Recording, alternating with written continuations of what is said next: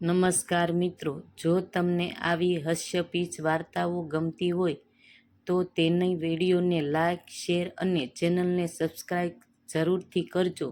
અને હા, તમને આગળ કેવા વિડીયો જોવા ગમે છે તે નીચે કોમેન્ટ બોક્સમાં કોમેન્ટ કરીને ચોક્કસ જણાવજો. કે ચાલો શરૂઆત કરીએ આજથી એક સુંદર વાર્તા. દીકરીઓનો અવાજ. હું ઠીક છું પપ્પા. એક નાનકડું અને ખુશાલ ગામ હતું. એ ગામમાં એક ખૂણામાં આવેલા નાનપણ સુંદર ઘરમાં રમણભાઈ પોતાના પરિવાર સાથે રહેતા હતા. રમણભાઈ સ્વભાવે ખૂબ જ શાંત અને મહેનતુ માણસ હતા, પણ તેમનો આખો સંસાર તેમની 7 વર્ષની દીકરી પલકમાં વસતો હતો. પલક એટલે આખા ઘરની રોનક. તેના પગની પાની ઘરમાં પડે એટલે જાણો આખું ઘર જીવિત થઈ જતું. પલક થોડી જિદ્દી હતી, નખરાળી હતી અને પોતાનું હરખે એક વાત પપ્પા પાસે મનમાં જે જપતી. ક્યારે તેને નવું રમકડું જોઈતું હોય તો ક્યારે મનપસંદ ફ્રોક રમાડવામાં. રમણભાઈની આર્થિક સ્થિતિ બહુ મોટી નહોતી, પણ દીકરીના ચહેરા પર સ્મિત લાવવા માટે તેઓ રાત-દિવસ એક કરીને દેતા. આજુબાજુના લોકો ઘણીવાર રમણભાઈને કહેતા કે રમણભાઈ, દીકરી એ આટલી બધી લાડકોડમાં ન ઉછેરો. કાલે સવારે પારકા ઘરે જવું છે, ત્યારે જોઈને આવા નખરા કરશે તો સાસરિયાવાળા શું કહેશે? ત્યારે રમણભાઈ હંમેશા હસીને એક જ જવાબ આપતા કે મારી દીકરી અત્યારે તેના પોતાના ઘરે છે. જો પોતાના પિતાના ઘરે નખરા નહીં કરે તો ક્યારે કરશે? તેના નખરા ઉપાડવાનો હક માત્ર મારો જ છે. કાલે સવારે જ્યારે એ લગ્ન કરીને ચાલી જશે, ત્યારે આ આખું ઘર સૂનું થઈ જશે. એના આ જ નખરા જ તો મારા જીવનની મૂડી છે. સમય વહેતો રહ્યો અને પલક વડના ઝાડની જેમ ધીમે ધીમે મોટી થવા લાગી. સ્કૂલમાંથી કોલેજ અને કોલેજમાંથી હવે તો એક સમજદાર યુવતી બની ગઈ હતી. પલક જેટલી નખરાળી હતી એટલી જ તે પોતાના પિતા સાથે પ્રેમ કરતી હતી. પિતા ક્યારેય ઓફિસેથી મોડા આવે તો દરવાજા પાસે ઊભી રહીને રાહ જોતી.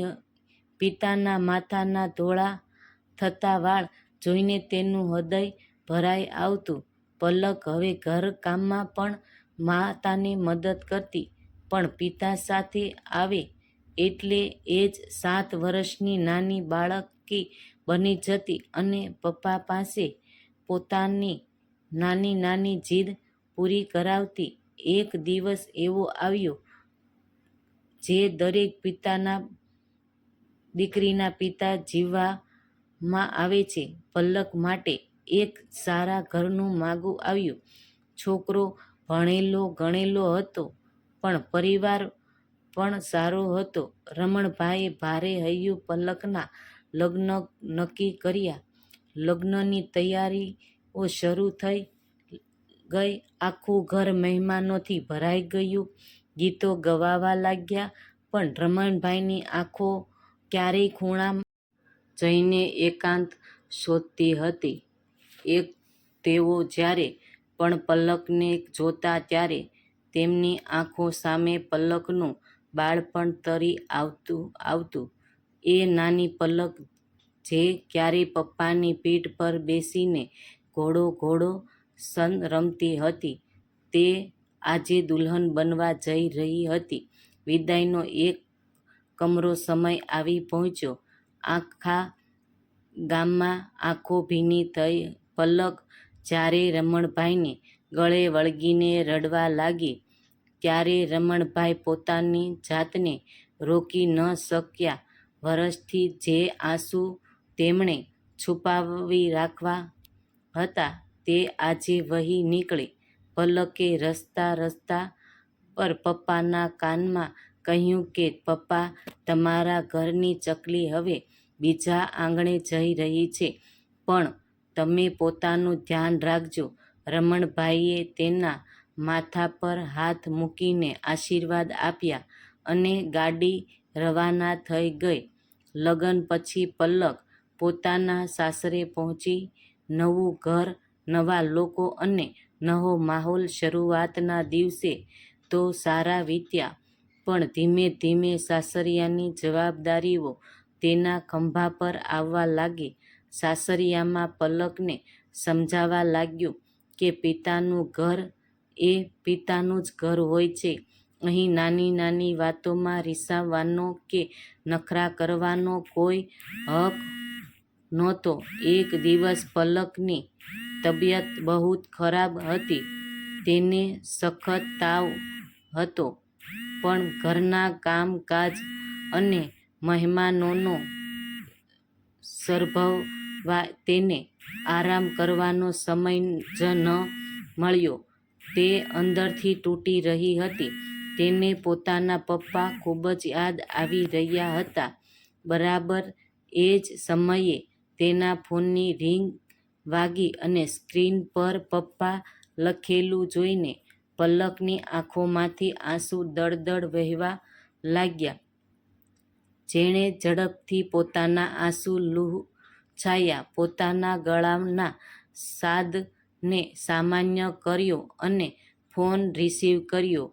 સામે છેટેથી રમણભાઈનો ચિંતાતુર અવાજ આવ્યો કે બેટા પલક, કેમ છે તું? તારો અવાજ કેમ બદલાયેલો લાગે છે? તબિયત તો બરાબર છે ને? તને કંઈ તકલીફ તો નથી ને મારી દીકરી? પલકની આંખોમાં આંસુની ધારા વહી રહી હતી. તેનું હૃદય જોરથી ધબકી રહ્યું હતું.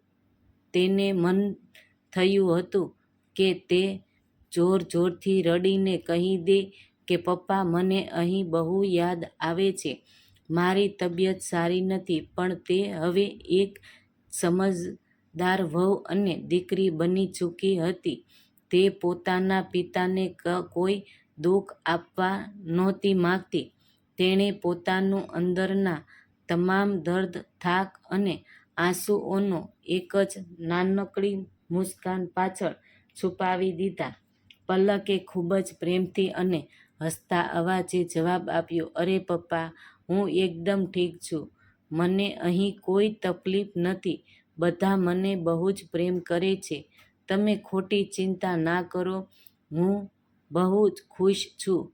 પપ્પા. ફોન કટ થયા પછી રમણભાઈના ચહેરા પર એક સંતોષની લાગણી આવી ગઈ. પણ સંસારના ઓરડાના એક ખૂણામાં બેસીને પલક આજે પણ એક પ્રકૃતિનો યાદ કરી રહી હતી કે દીકરીના નખરા તો પિતાના ઘરે જ ખૂબ થાય છે. સંસારે તો માત્ર જવાબદારીઓ નિભાવવાની હોય છે. આ જ દુનિયા રીત છે. અને આ જ એક દીકરીનું ભાગ્ય છે કે તે ગમે તેટલી તકલીફોમાં હોય, પણ પોતાના પિતા માટે હંમેશા હસીને કહે છે, પપ્પા, હું બિલકુલ ઠીક છું.